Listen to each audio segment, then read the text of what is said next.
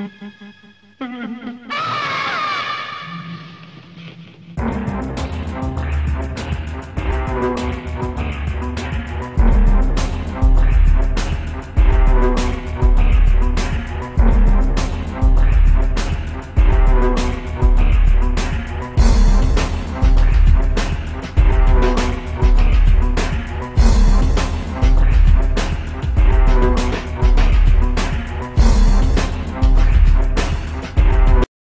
to the Temporal Fusion Podcast.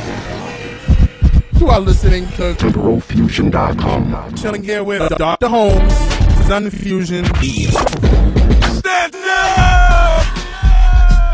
Dr. Holmes. Hip Hop. That's how we do it. Hip Hop.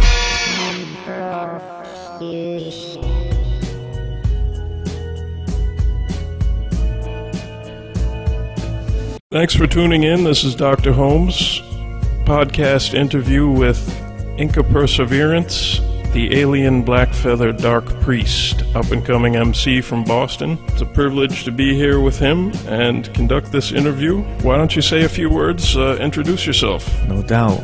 This is Inca Perseverance, the alien black feather dark priest. As Dr. Holmes mentioned, I'm an MC from Boston, Stony Brook. I been a victim of a lot of bullshit that happened in my life. Just crazy times, and they basically reflect in my rhymes my suffering and agony. As like my last words I'll say before I die. So whenever you tune into my music, that's the kind of feel you'll get. So I'm about 24 years old, got a lot of inspiration from other MCs, dark MCs and dark poetry, but very few dark MCs actually. That's pretty much a little bit about me. Right now, I'm basically working on a project with D.Wu Allah. The project is called Tombstone Teeth. That's the name of the group. We're right now seeing if a third member is going to be able to tune in as well and become part of the group. I'm also working on my album. The album's going to be called Pain, Body Odor, and Death. I look forward to making that happen as well. So those are two projects that I'm working on right about now.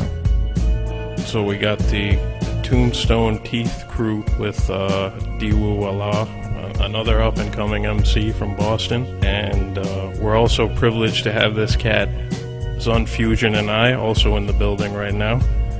The name of our album is the 33 Degree Compilation.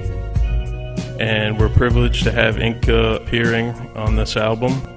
Basically, what I wanted to get into with you is you are a Satanist, and I think that that's something for me personally that I've been interested in since I was a little kid, and I've always been interested in, the dark side of things, the underreported side of things. Satanism was always something that was very intriguing to me, especially I was raised a Christian, and when you're raised a Christian, you hear almost as much about Satan as you do about God. If you can just sort of explain what being a Satanist means to you and what that involves, in your day-to-day routine. Definitely will. It's not a problem to emphasize the darkness and the truth behind the matter. Like, there's been I actually had the same upbringing as you as far as being a Christian. It transformed drastically because I started to just see the corpses, man, and look around and on certain websites. Like, I just started to analyze how cruel the world really is, how cold it is, and it made more sense for me to not be so warm.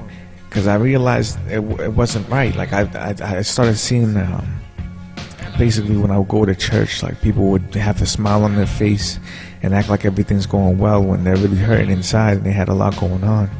It was, I made it my interest to go to the I made copies of a whole bunch of corpses, and I brought them to the church that I was attending, and nobody wanted to see them except for the pastor.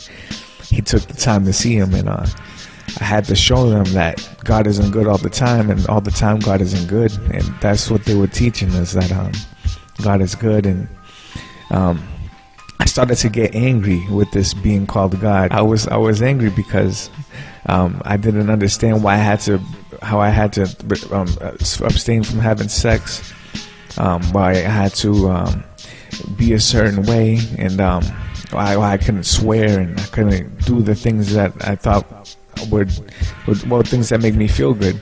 It's just crazy, man. Me being in the church, going against the Bible studies, and I was challenging everybody, and nobody wanted to step up because every time they did, I'd shut them down, because it was just like they had no chance at all, because I was talking about some real stuff, man. I come from a family that was poor, dirt poor, you know what I'm saying? No food in the cabinets, no food in the fridge, food stamps, Section 8 welfare.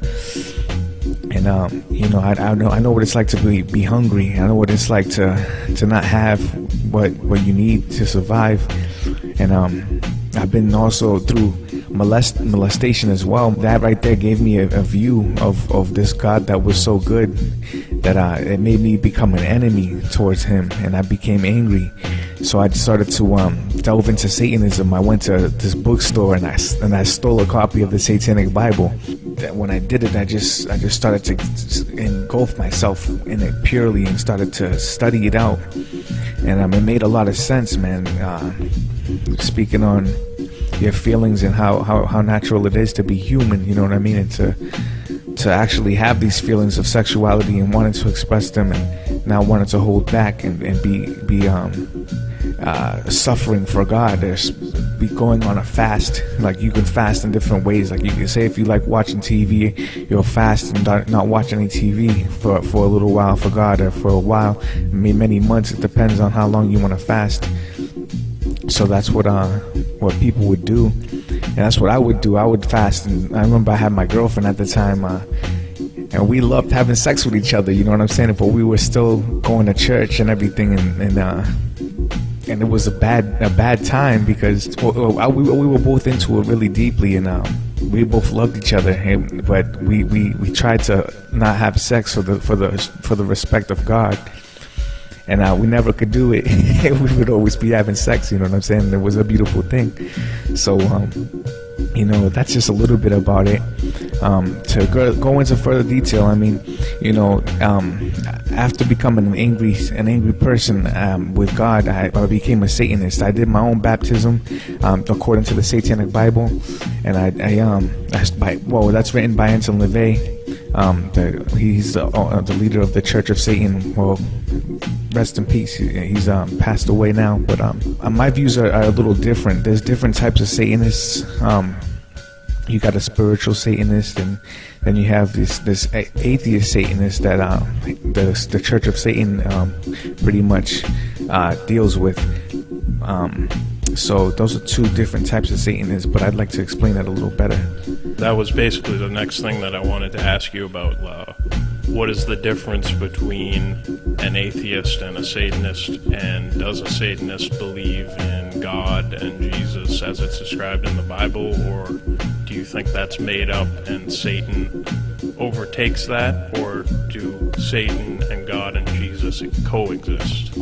I guess when you're looking at it from the point of view of the type of Satanist that Anton LaVey was making two paths for, he made two paths of Satanists. One was an atheist Satanist and one was a spiritual Satanist. And you had the spiritual Satanists that believed in Satan, and you had the atheists which believed in themselves as God, and do rituals just because of letting out the stress and things like that. Doing the rituals, that's one of the main things that would be recommended, is that you let out your stress when you're doing the rituals. But as far as God goes, I mean, it seemed like Anton LaVey just made Satan to be more of his own deity, and didn't have anything to do with God. I read in the Satanic Rituals book, it pretty much outlined it like Satan was God, and